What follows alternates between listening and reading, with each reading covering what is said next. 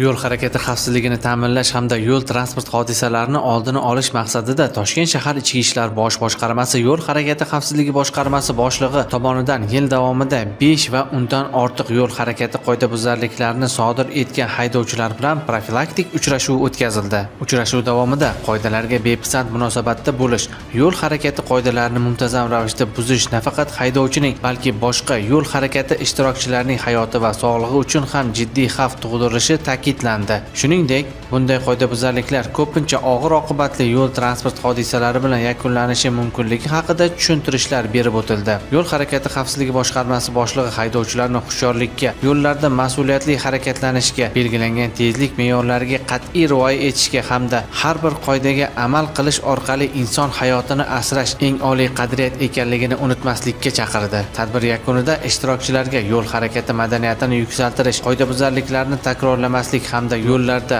o'zaro hurmat va mas'uliyat tamoyillariga amal qilish yuzasidan tavsiyalar berib o'tildi.